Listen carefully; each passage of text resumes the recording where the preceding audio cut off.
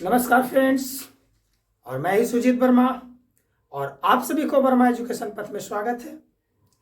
तो आइए, पिछले क्लास में हम लोगों ने ओमिशन ऑफ द एजेंट को पढ़ा था वॉइस चैप्टर में। आज वॉइस चैप्टर में ही अगली टाइप नंबर 5 से आज मुलाकात होगी। और आज हम लोग कुछ ऐसे सेंटेंस का पैसिव वॉइस बनाने वाले हैं जो सेंटेंस में इन्फिनेटिव वर्ब्स हो, यानी कि कह सकते हैं हम कि इन्फिनेटिव वर्ब्स वाले एक्टिव सेंटेंस का पैसिव ट्रांसफॉर्मेशन किस प्रकार से किया जाता है, आज उसको हम समझने वाले हैं। सबसे पहले प्रश्न आता है कि सर इन्फिनेटिव वर्ब्स क्या होती है। तो सबसे पहले मैं आपको इन्फिनेटिव वर्ब्स के बारे में जानकारी दे दूं। इन्फिनेटिव वर्ब्स कहने का मतलब हुआ कि वैसा वर्ब्स जो V1 के पहले टू का प्रयोग किया हो। अगर टू का प्रयोग कर दिया गया हो तो इस टू के बाद हमेशा V1 का प्रयोग किया जाता है, आप इसे समझ लेना। और 2 + V1 को ही हम लोग कहते हैं इन्फिनेटिव वर्ब्स। क्लियर हुआ। और इन्फिनेटिव वर्ब्स अगर किसी सेंटेंस में रहे 2 + V1, तब वैसे सेंटेंस को किस प्रकार से पैसिव ट्रांसफॉर्मेशन किया जाता है, आज हम लोग बड़ी आसानी तरीका से सीखने वाले हैं। कृपया वीडियो के अंत तक आप बने रहेंगे। तो देखिए, सबसे पहले हम लोग एक्टिव सेंटेंस का स्ट्रक्चर को देखते हैं कि किस तरह से एक्टिव सेंटेंस रहेगा। तो देखिए, एक्टिव सेंटेंस का स्ट्रक्चर आपके सामने लिखा हुआ है, आप ध्यानपूर्वक समझेंगे। लिखा हुआ है, पहले आपको सब्जेक्ट दिखाई देगा, फिर आपको is, am, are, was, were, has, have, had, इसमें से किसी एक हेल्पिंग वर्ब का प्रयोग किया हुआ रहेगा। सब्जेक्ट के बाद दिए गए हेल्पिंग वर्ब में से कोई भी हेल्पिंग वर्ब का प्रयोग किया गया हो, उसके बाद आपको टू रहेगा और टू के बाद आपका V1 रहेगा। जैसे ही टू के बाद आपका V1 लिखा हुआ है तो आप समझ लेना कि वो जो सेंटेंस है वो इन्फिनेटिव वर्ब्स वाले सेंटेंस है। अब उसका पैसिव ट्रांसफॉर्मेशन कैसे करेंगे, उसका स्ट्रक्चर को आप देखिए। तो सबसे पहले जो आपका ऑब्जेक्ट लिखा हुआ है अंत में, जब हमको पता है, आप अगर प्रीवियस वीडियो को नहीं देखे हैं तो पहले प्रीवियस वीडियो को एक बार आप देख लो। जब हम लोग पैसिव ट्रांसफॉर्मेशन करने लगते हैं तो करते क्या है कि जो ऑब्जेक्ट लिखा हुआ है ना, उसको पैसिव वॉइस का सब्जेक्ट बनाते हैं। तो सबसे पहले ये ऑब्जेक्ट है, इसको हम लोग बनाते हैं क्या, इसको हम लोग सब्जेक्ट बना लेते हैं। लिखे गए ऑब्जेक्ट को सब्जेक्ट बना लिया और इसके अकॉर्डिंग इसको हम लोग ऑब्जेक्ट कह रहे हैं, वही ऑब्जेक्ट आया है यहाँ पे। उसी ऑब्जेक्ट के अकॉर्डिंग हम लोग is, am, are, was, were, जो भी लिखा हुआ आपका हेल्पिंग वर्ब, उसके अकॉर्डिंग इसमें से किसी एक का प्रयोग कर लेंगे। इसके अकॉर्डिंग जो भी ऑब्जेक्ट है इसके अकॉर्डिंग प्रयोग कर लेंगे। उसके बाद आपका टू लिखा हुआ है तो टू का आप टू लिख दीजिएगा। उसके बाद एक आपका पार्टिसिपल का प्रयोग करना है, जो मैंने मॉडल्स में भी आपको बताया था। मॉडल्स और इन्फिनेटिव वर्ब्स दोनों का बनाने का सेम फंडा है, दोनों का सेम फंडा है कि बी पार्टिसिपल का प्रयोग कर लेना। मॉडल्स में भी यही कहानी थी। और उसके बाद जो V1 लिखा हुआ है उसको आपको V3 में कन्वर्ट कर देना है। और उसके बाद बाई, और उसके बाद एजेंट। एजेंट कहने का मतलब जो सब्जेक्ट लिखा हुआ है उसको लास्ट में आप बाई के साथ लिख दीजिएगा तो वो एजेंट हो जाता है, यानी लास्ट में सब्जेक्ट को लिख देना है। क्लियर हुआ। देखिए, कुछ नहीं करना है, सब्जेक्ट ऑब्जेक्ट है, बस समझ लीजिएगा, ऑब्जेक्ट को सब्जेक्ट बना लीजिएगा। जो लिखा हुआ हेल्पिंग वर्ब है इस सब्जेक्ट ऑब्जेक्ट के मुताबिक आपको लिख देना है। टू लिखा हुआ रहेगा, टू लिख देना है, बस खाली बी का प्रयोग करना है और V1 को V3 में कन्वर्ट करके और बाई लिख के और लिखेगा सब्जेक्ट को लास्ट में लिख देना है आपको। क्लियर है। चलिए एक एक करके आप मेरे साथ सीखिए। लिखा हुआ है राजा इज टू प्ले क्रिकेट।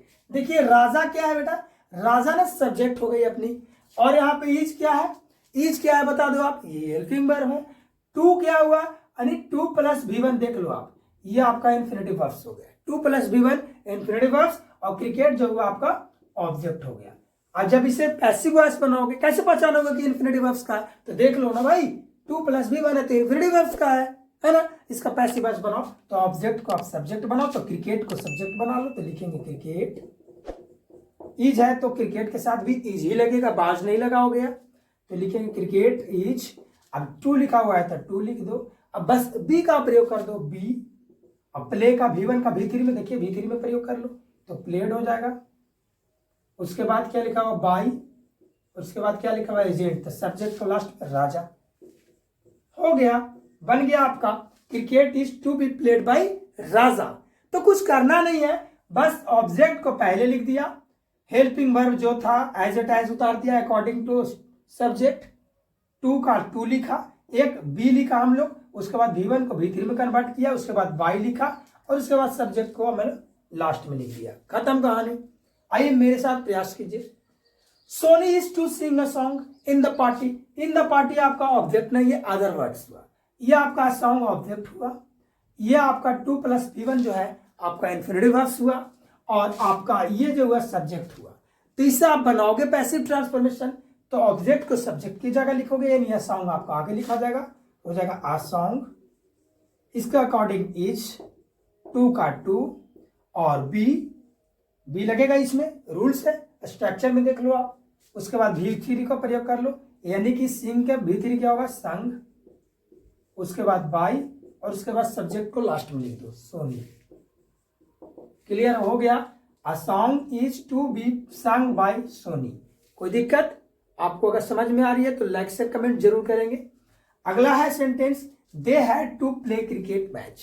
अब देखिए यहाँ पे क्रिकेट मैच तुम्हारा ऑब्जेक्ट हो गया, ये आपका 2 + V1 आपका इन्फिनिटिव वर्ब्स हो गया, ये आपका हेल्पिंग वर्ब्स हो गया और ये आपका सब्जेक्ट हो गया। तो सबसे पहले ऑब्जेक्ट को आगे लिखेंगे, तो ऑब्जेक्ट आगे लिखेंगे तो हो जाएगा क्रिकेट। देखिए स्ट्रक्चर में लिखा हुआ है ऑब्जेक्ट इज हमार 5 बार है, जब जो दिया हुआ लिख दो, हेड लिखा हुआ तो क्रिकेट के मुताबिक भी हेड लिखा जाएगा।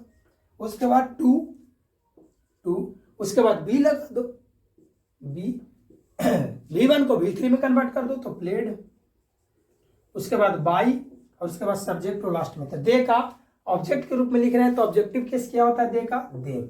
अगर आपको नहीं पता है कि किसका ऑब्जेक्टिव केस क्या होता है तो आप प्लेलिस्ट से जाकर के सारे वीडियो को एक एक करके आप देख लीजिए, पूरा वॉइस आपको समझ में आ जाएगा। मैं वादा करता हूं प्लेलिस्ट से जाकर के आप टाइप 1, 2, 3 सारे वीडियोस को आप देख लोगे तो कभी जिंदगी में मरते दम तक नहीं बोलोगे, ये मेरा वादा है आपके साथ। अगला क्वेश्चन है, B has to see a ghost.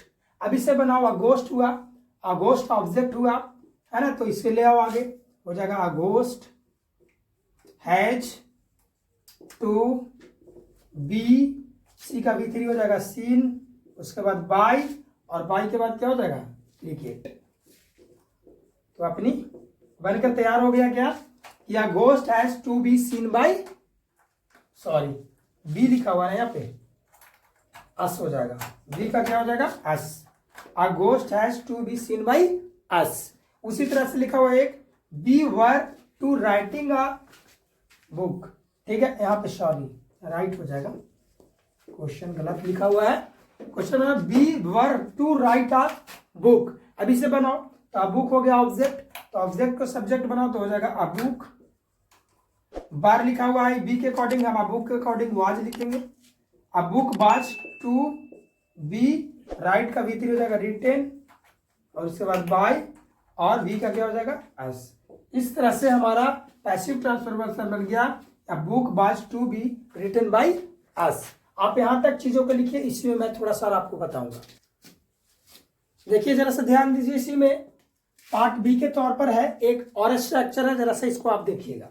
Structure कहता है देयर या इट से स्टार्ट रहेगा, ठीक है ना, इसको आप देख लीजिए, देयर या इट से स्टार्ट रहेगा, वर्ब्स रहेगा, उसके बाद नाउन रहेगा, उसके बाद टू रहेगा या विमन रहेगा। सेम चीज वही है, ये भी 2 + V1 इन्फिनिटिव का ही है। तो इसमें देखिए इसका क्या करना है कि जब आप पैसिव वॉइस बनाओगे इसमें ऑब्जेक्ट नहीं रहेगा, कोई दिक्कत नहीं है, जो देयर या इट रहेगा इसी से आपको शुरू कर देना है, देयर या इट से ही शुरू कर देना है। उसके बाद जो वर्ब रहेगा अकॉर्डिंग इसका प्रयोग करना है, उसके बाद नाउन का प्रयोग करना, बस याद रखना ये नाउन अगर अंतिम में भी लिखा हुआ है तो नाउन को पहले लाना है, उसके बाद टू और टू के बाद आपको बी तो लगाना ही है इन्फिनिटिव में और V1 को V3 में कन्वर्ट कर देना है। ठीक है, समझ में आ रहा है ना। तो देखिए जैसे लिखा हुआ there is no time to waste, there is verb, no time ये तुम्हारा क्या हो गया, ये हो गया आपका नाउन और ये आपका हो गया क्या हो गया इन्फिनिटिव वर्ब्स। ठीक है, तो बनाओगे तो क्या लिखा हुआ देयर या इट जो भी लिखा हुआ लिख दो, तो देयर लिख दिए, हेल्पिंग वर्ब तो हेल्पिंग वर्ब इजी लिख दिए, नाउन तो नाउन जो है लिख दोगे नो टाइम, उसके बाद टू का टू, उसके बाद बी लगा देना बी, उसके बाद V3 तो वेस्ट के V3 हो जाएगा वेस्टेड। तो हमारा पैसिव ट्रांसफॉर्मेशन हो गया there is no time to be wasted. Clear है। इसी तरह से अगला है there is nothing to worry about. अब इसमें देखिए आपका क्या क्या है यहाँ पे, वॉरी अबाउट ये तुम्हारा क्या हो गया, क्या हो गया आपका वर्ब हो गया, ये आप बना लीजिए इससे। नथिंग आपका हो गया noun, there is nothing to be worried about. V3 इसका हो जाएगा वरीड अबाउट। तो देखो नाउन को पहले लिख दे रहा है, अगला लिखा हुआ देयर इज नथिंग टू से, देखिए फिर नाउन है, वर्ब है, तो बनाइए इसको, there is nothing to be, और से के V3 हो जाएगा सेड। कुछ करना नहीं है, बस सिंपली लिखते जाना है जो लिखा हुआ है एज इट इज। आगे लिखा हुआ है it is time to prepare for the examination. It is time, अब टू प्रिपेयर, ये नाउन थोड़ी ना है, ये तो वर्ब हो गया, नाउन इसमें क्या है, फॉर द एग्जामिनेशन, ये नाउन है, ठीक है। तो बनाओगे तो नाउन तो पहले लिखना है ना आपको, तो देखो कैसे बनेगा, इसका बनेगा इट इज टाइम, नाउन पहले लिखाएगा, फॉर द एग्जामिनेशन,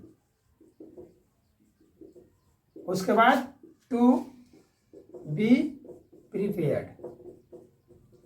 कहने का मतलब समझ रहे हो ना, जो नाउन था उसको आगे हम लोग लिख दिए, और यहाँ पे टू प्लस ये प्रिपेयर भी बनना, ये आपका इन्फिनेटिव वर्ब्स हो गया, इसलिए इसको हम लोग लास्ट में लिखे, चूंकि स्ट्रक्चर मेरा लास्ट में है V3, लिख दिए it is time for the examination to be prepare. अगला लिखा हुआ है it is time to learn computer. देखिए यहाँ कंप्यूटर ये नाउन है, ये आपका टू प्लस V1, ये आपका इन्फिनेटिव वर्ब्स हो गया, ठीक है। तो इसको बनाओ, तो बनेगा इट इज टाइम, फॉर लगा दिया अपने मन से, नाउन लिख दो कंप्यूटर, उसके बाद टू, उसके बाद टू के बाद बी, उसके बाद लर्न हो जाएगा लर्नड, यानी कि मेरा बन गया it is time for computer to be learned. इस तरह से इस स्ट्रक्चर को आप देख करके और एग्जाम्पल को आप रिवाइज कर लोगे, तो आशा करता हूं कि आपको ये चैप्टर कंप्लीट हो जाएगा। इन्फिनेटिव टाइप्स के कोई भी एक्टिव टू पैसिव ट्रांसफॉर्मेशन करने के लिए आपको अगर देता है तो आप इसे आसानी पूर्वक बना सकते हैं।